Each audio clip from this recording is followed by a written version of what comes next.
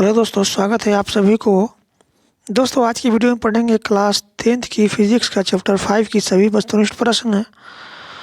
हम इससे पहले क्लास 10th की फिजिक्स का चैप्टर 1, चैप्टर 2, चैप्टर 3, चैप्टर 4 की सभी वस्तुनिष्ठ प्रश्न पढ़ा चुके हैं। वीडियो नहीं देखे हैं तो जाकर वीडियो देख लीजिएगा, ठीक है।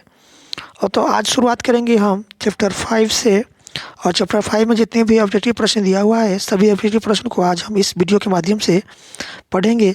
और आज आपकी यह लास्ट चैप्टर है क्लास 10th की फिजिक्स की, और इस चैप्टर का नाम है ऊर्जा के स्रोत, ठीक है। और यह चैप्टर 5 है आपका क्लास 10th की फिजिक्स का। इसमें जितने भी ऑब्जेक्टिव प्रश्न दिया हुआ है, सभी ऑब्जेक्टिव प्रश्न को एक एक करके पढ़ेंगे। तो चैनल पर नए हैं तो चैनल को जरूर सब्सक्राइब कर लीजिएगा।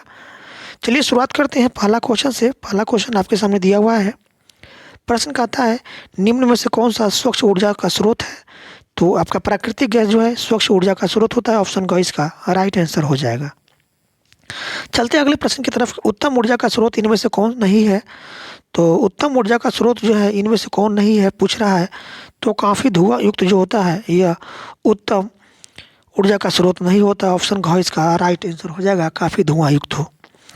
अगले प्रश्न की तरफ चलते हैं। अगला प्रश्न दिया हुआ है आपके सामने। कहता है प्रश्न दिया हुआ है। प्रश्न कहता है, प्रश्न है कि शारीरिक कार्यों को करने के लिए किस प्रकार की ऊर्जा का उपयोग किया जाता है?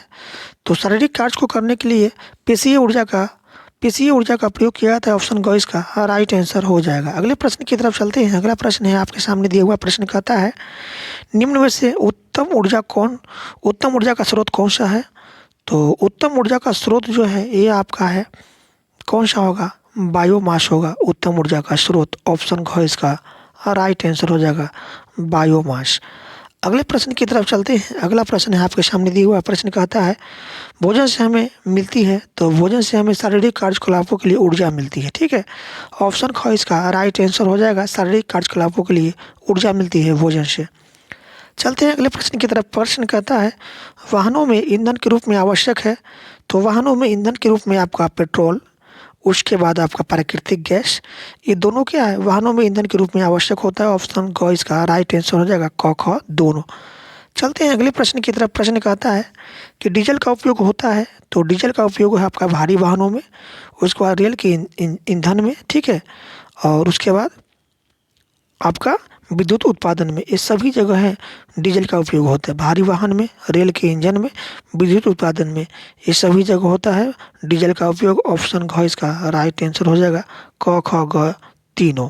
चलते हैं अगले प्रश्न की तरफ। प्रश्न कहता है, कार्य करने की क्षमता को कहते हैं। तो कार्य करने की क्षमता को ऊर्जा कहते हैं। ऑप्शन ग इसका राइट आंसर हो जाएगा, ऊर्जा। चलते हैं अगले प्रश्न की तरफ। प्रश्न कहता है, दिया हुआ प्रश्न है। प्रश्न कहता है कि ईंधन को जलाने के लिए प्रारंभ में कुछ ऊष्मा देनी पड़ती है। इस ऊष्मा को क्या कहते हैं? तो ईंधन को जलाने के लिए प्रारंभ में कुछ ऊष्मा देनी पड़ती है। इस ऊष्मा को निवेश ऊर्जा कहते हैं। ऑप्शन का इसका राइट आंसर हो जाएगा।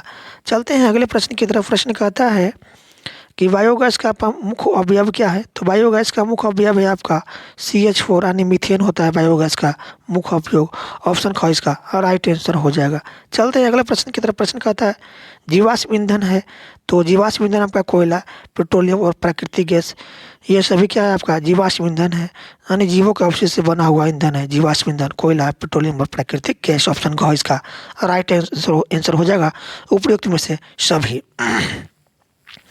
चलते हैं अगले प्रश्न की तरफ। अगला प्रश्न है दिया हुआ। प्रश्न कहता है, पवन चक्की से उपयोगी ऊर्जा प्राप्त करने के लिए पवन का न्यूनतम वेग है। तो 15 किलोमीटर प्रति घंटा होता है पवन का न्यूनतम वेग, पवन चक्की से ऊर्जा प्राप्त करने के लिए। चलते हैं अगले प्रश्न की तरफ। अगला प्रश्न है आपके सामने दिया हुआ कि ग्लोबल वार्मिंग के लिए उत्तरदायी गैस कौन सा है? तो आपका CO2 गैस होता है, carbon dioxide gas global warming के लिए उत्तरदायी होता है। अगले प्रश्न की तरफ चलते हैं। अगला प्रश्न है कि 1 MB के जनरेट के लिए पवन फार्म को कितनी भूमि चाहिए? तो 1 MB के जनरेट के लिए पवन फार्म को 2 हेक्टेयर जमीन की जरूरत होती है। ऑप्शन का इसका राइट आंसर हो जाएगा। चलते हैं अगले प्रश्न की तरफ। अगला प्रश्न है कि कौन सी गैस वैश्विक ऊष्मन के लिए उत्तरदायी होता है? तो ये जो आपका है ना, कार्बन डाइऑक्साइड गैस जो होता है यह वैश्विक ऊष्मन यानी ग्लोबल वार्मिंग के लिए उत्तरदायी गैस है आपका कार्बन डाइऑक्साइड, ऑप्शन क इसका राइट आंसर हो जाएगा। चलते हैं अगले प्रश्न की तरफ। प्रश्न कहता है जल विद्युत संयंत्र किस ऊर्जा को विद्युत ऊर्जा में रूपांतरित करता है? तो जल विद्युत संयंत्र जो होता है ये आपका स्थितिज ऊर्जा को विद्युत ऊर्जा में रूपांतरित करता है, ऑप्शन घ इसका राइट आंसर हो जाएगा। आगे चलते हैं अगले प्रश्न की तरफ। प्रश्न कहता है कि जीवाश्म ईंधन ऊर्जा का कैसा स्रोत हो सकता है? तो जीवाश्म ईंधन जो है ना ऊर्जा का यह आपका अनवीकरणीय स्रोत होता है, ठीक है। ऊर्जा का अनवीकरणीय स्रोत आपका जीवाश्म ईंधन होता है, ऑप्शन क इसका राइट आंसर हो जाएगा। चलते हैं अगले प्रश्न की तरफ। प्रश्न कहता है कि जीवाश्म ईंधन के जलने पर कौन सी गैस मुक्त नहीं होता है? तो जीवाश्म ईंधन के जलने पर ऑक्सीजन गैस मुक्त नहीं होता, ठीक है। O2 गैस जो है ना यह मुक्त नहीं होता है आपका जीवाश्म ईंधन के जलने पर, ऑप्शन क इसका राइट आंसर हो जाएगा। चलते हैं अगले प्रश्न की तरफ। प्रश्न कहता है डेनमार्क में कुल ऊर्जा खपत का कितना प्रतिशत पवन चक्कियों से प्राप्त होता है?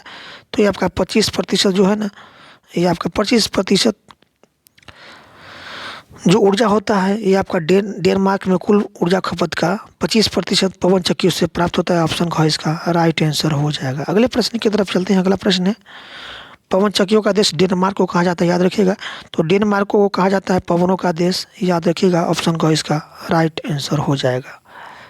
चलते हैं अगले प्रश्न की तरफ। प्रश्न कहता है जैव गैस एक उत्तम ईंधन है और इसमें मीथेन होती है, कितना प्रतिशत? तो मीथेन होता है आपका 75%, ऑप्शन ग इसका राइट आंसर हो जाएगा।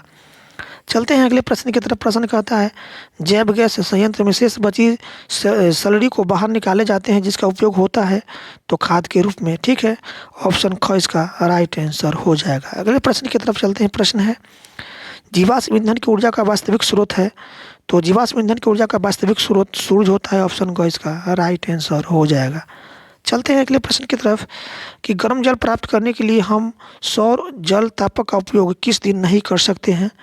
तो गर्म जल प्राप्त करने के लिए हम बादलों के दिन में सौर जल तापक का उपयोग नहीं कर सकते हैं, ऑप्शन ख इसका राइट आंसर हो जाएगा। अगले प्रश्न की तरफ चलते हैं। प्रश्न है निम्न में कौन सा ऊर्जा स्रोत सौर ऊर्जा को व्युत्पन्न नहीं है?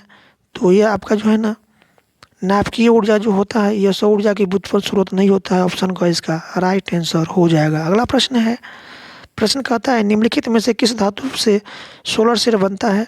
तो सिलिकॉन धातु से सोलर सेल बनता है। सोलर सेल का उपयोग सिलिकॉन का उपयोग सोलर धातु बनाने में किया जाता है, ऑप्शन घ इसका राइट आंसर हो जाएगा, सिलिकॉन। चलते हैं अगले प्रश्न की तरफ। प्रश्न कहता है ऊर्जा के सभी रूप में अनंत स्रोत किसे माना जाता है? तो सूर्य को जो है ना ऊर्जा के सभी रूप में अनंत स्रोत माना जाता है, ऑप्शन ग इसका राइट आंसर हो जाएगा। अगला प्रश्न है नाभिकीय ऊर्जा प्राप्त करने हेतु आवश्यक होता है? तो नाभिकीय ऊर्जा हेतु प्राप्त करने हेतु यूरेनियम की आवश्यकता होती है, ऑप्शन ग इसका राइट आंसर हो जाएगा, यूरेनियम। अगले प्रश्न की तरफ चलते। प्रश्न है सौर पैनल का उपयोग होता है? तो सौर पैनल का उपयोग होता है आपका मुख्य ऊर्जा स्रोत के रूप में, ऑप्शन का इसका राइट आंसर हो जाएगा। अगला प्रश्न है सौर स्थिरांक का मान होता है तो 1.4 किलोवाट प्रति मीटर स्क्वायर होता है, ठीक है, आपका सौर स्थिरांक का मान। अगले प्रश्न की तरफ चलते हैं। अगला प्रश्न आपके सामने दिया हुआ प्रश्न है सोलर कुकर में प्रयुक्त बर्तन प्रायः निम्न में से किस रंग से पेंटेड होता है? तो सोलर कुकर में प्रयुक्त बर्तन जो होता है आपका काले रंग से पेंटेड होता है, ऑप्शन ख इसका राइट आंसर हो जाएगा। अगला प्रश्न है महासागरों में ऊर्जा उपलब्धता के रूप में है? तो महासागरों में ऊर्जा उपलब्धता के रूप में है आपका सागरीय तापीय ऊर्जा, ज्वारीय ऊर्जा, तरंग ऊर्जा, उपयुक्त में से सभी जो है आपका महासागरों से प्राप्त होने वाली ऊर्जा है। चलते हैं अगले प्रश्न की तरफ। अगला प्रश्न है पृथ्वी को निम्न स्रोतों से सूर्य द्वारा कौन सी प्रमुख ऊर्जा उपलब्ध है? तो ये आपका है आपका प्रकाश ऊर्जा और उसके बाद है आपका उष्मा ऊर्जा। यह आपका पृथ्वी से मिलने वाली ऊर्जा का स्रोत होता है, ठीक है। पृथ्वी को सूर्य द्वारा कौन सा ऊर्जा मिलता है? तो प्रकाश ऊर्जा और उष्मा ऊर्जा। चलते हैं अगले प्रश्न की तरफ। अगला प्रश्न है आपके सामने दिया हुआ प्रश्न कहता है 2 या 3 घंटों की अवधि में बक्सनुमा सौर कुकर के अंदर का ताप पहुंच जाता है तो 100 डिग्री से 140 डिग्री सेंटीग्रेड तक। चलते हैं अगले प्रश्न की तरफ। प्रश्न कहता है कि धूप में रखे सौर सेल में से कितना वाट विद्युत उत्पन्न होता है? तो धूप में रखे सौर सेल से जो है 0.7 वाट तक जो है ना विद्युत उत्पन्न होता है, ऑप्शन क इसका राइट आंसर हो जाएगा, 0.7 वाट। चलते हैं अगले टॉपिक की तरफ। अगला प्रश्न है नरौरा नाभिकीय विद्युत संयंत्र किस राज्य में है? तो नरोरा नाभिकीय विद्युत संयंत्र ये आपका है उत्तर प्रदेश में। ऑप्शन ग इसका राइट आंसर हो जाएगा, उत्तर प्रदेश। चलते हैं अगले प्रश्न की तरफ। अगला प्रश्न है, सौर कुकर के लिए कौन सा दर्पण सर्वाधिक उपयुक्त होता है?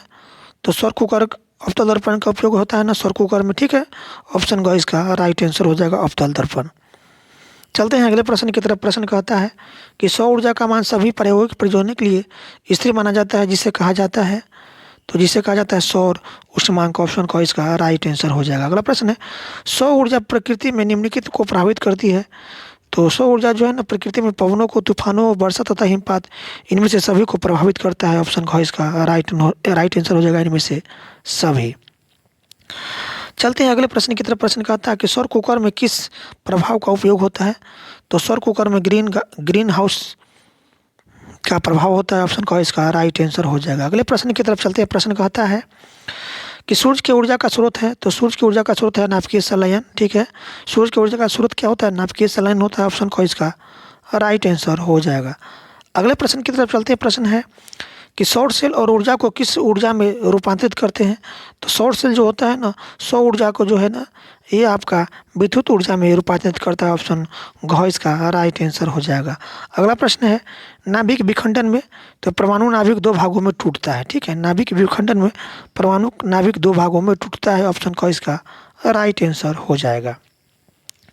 चलते हैं अगले प्रश्न की तरफ। प्रश्न कहता है, ये औद्योगिकीकृत देश अपनी कुल ऊर्जा का कितना प्रतिशत नाभिकीय विद्युत संयंत्रों से पूर्ति करता है? तो आपका 30% जो होता है ना, औद्योगिक देश जो है 30% ऊर्जा का उपयोग जो है ना, प्राप्ति जो है यह आपका नाभिकीय विद्युत संयंत्र से करता है। ऑप्शन क इसका राइट आंसर हो जाएगा। चलते हैं अगले प्रश्न की तरफ। अगला प्रश्न है भूतापीय, ठीक है। भूतापीय ऊर्जा पर आधारित विद्युत संयंत्र निम्न में से किस स्थानों पर कार्य कर रहे हैं? तो आपका न्यूजीलैंड तथा संयुक्त राज्य अमेरिका में भूतापीय ऊर्जा पर आधारित विद्युत संयंत्र कार्य कर रहा है, ठीक है। चलते हैं अगले प्रश्न की तरफ। प्रश्न है कि पृथ्वी के किसी क्षेत्र में प्रतिदिन प्राप्त होने वाली सौर ऊर्जा का औसतन कितना परितान प्राप्त है? तो ये आपका होता है 4 से 7 किलोवाट प्रति मीटर स्क्वायर। 7 किलोवाट 7 किलोवाट घंटा प्रति मीटर स्क्वायर होता है। चलो ठीक है, 4 से 7 किलोवाट घंटा प्रति मीटर स्क्वायर। चलते हैं अगले प्रश्न की तरफ। किसी नाभिकीय विखंडन में मुक्त ऊर्जा का परिमाण होता है? तो 200 मेगावाट होता है आपका किसी नाभिकीय विखंडन में मुक्त ऊर्जा का परिमाण। चलते हैं अगले प्रश्न की तरफ। अगला प्रश्न है आपके सामने दिया प्रश्न कहता है, मानव निर्मित उपग्रह तथा अन्वेषक युक्त मार्स ऑर्बिटरों में प्रमुख ऊर्जा स्रोत के रूप में किसका उपयोग किया जाता है? तो ये आपका सौर सेल का उपयोग किया जाता है। आपका मानव निर्मित उपग्रह तथा अन्वेषक युक्ति मार्स ऑर्बिटरों के प्रमुख ऊर्जा स्रोत में ये आपका सौर सेल का ही उपयोग किया जाता है। चलते हैं अगले प्रश्न की तरफ। प्रश्न है कि रेडियो सुदूर क्षेत्रों के टीवी केंद्रों में क्या उपयोग में लाए जाते हैं? तो रेडियो सुदूर क्षेत्रों के टीवी केंद्रों में जो है आपका सौर सेल पैनल का उपयोग लाए जाते हैं, ठीक है। सौर सेल पैनल का उपयोग किया जाता है आपका रेडियो सुदूर क्षेत्रों के टीवी केंद्रों में, ठीक है, याद रखिएगा। चलते हैं अगले प्रश्न की तरफ। प्रश्न कहता है कि ट्रैफिक सिग्नलों अथवा खिलौनों में किस सेल का उपयोग किया जाता है? तो ट्रैफिक सिग्नलों तथा खिलौनों में जो है ये आपका सौर सेल का उपयोग किया जाता है, ठीक है। सौर सेल का ऑप्शन का इसका राइट आंसर हो जाएगा। अगला प्रश्न है, नाभिकीय ऊर्जा और भूतापीय ऊर्जा दीर्घकालिक है जबकि यह एक ऊर्जा से भिन्न है, तो ये आपका है सौर ऊर्जा। ऑप्शन ख इसका राइट आंसर हो जाएगा।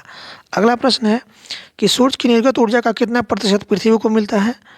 तो ये आपका मिलता है 0.00004792% जो है ये आपका सूर्य की निर्गत ऊर्जा का 0.00004792% पृथ्वी को मिलता है।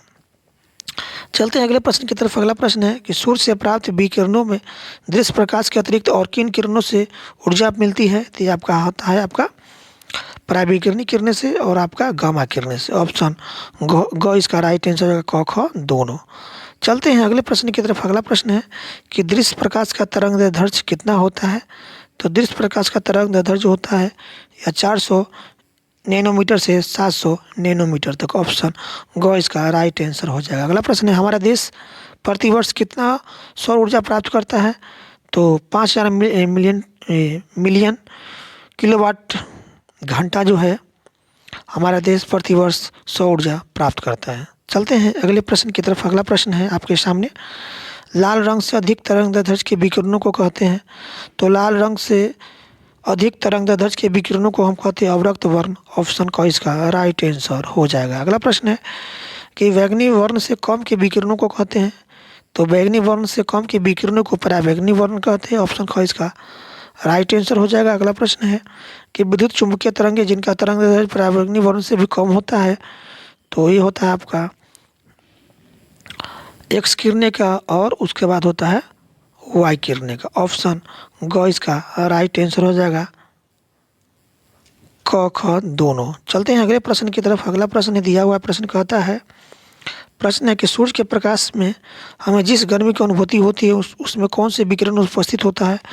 तो सूर्य के प्रकाश में अवरक्त विकिरण जो है ना उपस्थित होने के कारण हमें गर्मी की अनुभूति होती है। अवरक्त की विकिरण होने के वजह से सूर्य में अवरक्त विकिरण होने की उपस्थिति होने के कारण जो है मुझे गर्मी की अनुभूति होती है। ऑप्शन ख इसका राइट आंसर हो जाएगा, अवरक्त विकिरण।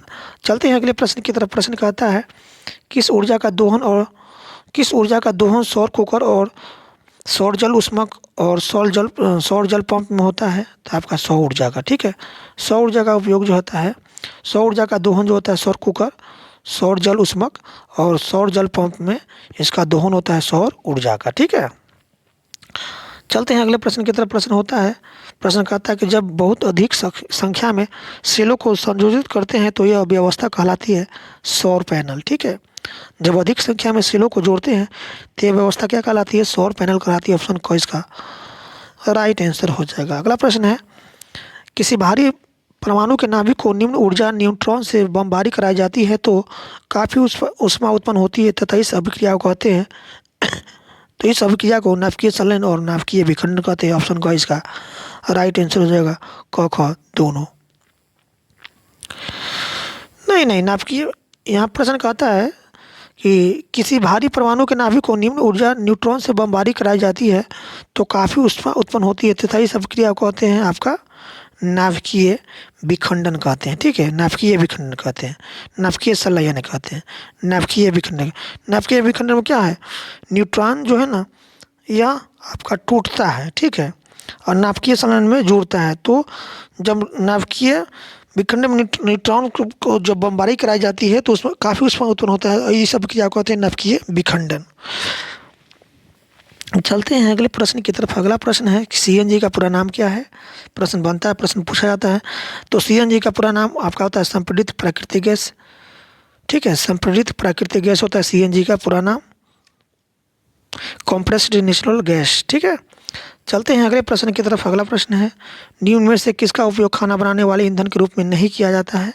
तो आपका सीएनजी का उपयोग जो होता है ना गाड़ी में प्रयोग किया जाता है। सीएनजी गैस का उपयोग वाहनों में उपयोग किया जाता है, इसका उपयोग खाना बनाने में नहीं किया जाता है। चलते हैं अगले प्रश्न की तरफ। प्रश्न कहता है कि इनमें से कौन सा, प्रश्न कहता है इनमें से कौन नवीकरणीय ऊर्जा है। तो नवीकरणीय ऊर्जा आपका है सौर ऊर्जा, नवीकरणीय है, ठीक है। ये कभी समाप्त होने वाली नहीं है। चलते हैं अगले प्रश्न की तरफ। प्रश्न कहता है, प्रश्न है दिया हुआ प्रश्न कहता है कि वैसे ऊर्जा स्रोत जिनका पुनर्जन्म हो सकता है उन्हें ऊर्जा का किस प्रकार का स्रोत माना जाता है। तो इसको कहते हैं हम आपका ऊर्जा का नवीकरणीय स्रोत, जिसको दोबारा प्राप्त कर सकते हैं, इसको कहते हैं नवीकरणीय स्रोत। चलते हैं अगले प्रश्न की तरफ। अगला प्रश्न है, प्रश्न कहता है, अगला प्रश्न है कि ऊर्जा की अनवीकरणीय स्रोत कौन सा है। तो ऊर्जा का अनवीकरणीय स्रोत आपका कोयला, एक बार समाप्त हो जाने पर इसे बनने में लाखों समय लगता है। तो ऊर्जा का अनवीकरणीय स्रोत होता है कोयला, पेट्रोलियम, ठीक है, याद रखिएगा इस बात को। चलते हैं अगले प्रश्न की तरफ। प्रश्न है, निम्न में से कौन सा अनवीकरणीय ऊर्जा का स्रोत नहीं है। तो अनवीकरणीय ऊर्जा का स्रोत ये नहीं है आपका बायोगैस, ठीक है। ऑप्शन ग इसका राइट आंसर हो जाएगा। अगला प्रश्न है, सभी जीव जंतुओं के लिए ऊर्जा का अंतिम स्रोत है सूर्य, ठीक है। सभी जीव जंतुओं के लिए ऊर्जा का अंतिम स्रोत कौन है, सूर्य होता है। चलते हैं। तो दोस्तों यहाँ पर क्वेश्चन समाप्त हुए, ठीक है। तो इस चैप्टर में जितने भी प्रश्न दिया हुआ था सही प्रश्न को पढ़ लिए। चैनल पर नए हैं तो चैनल को जरूर सब्सक्राइब कर लीजिए।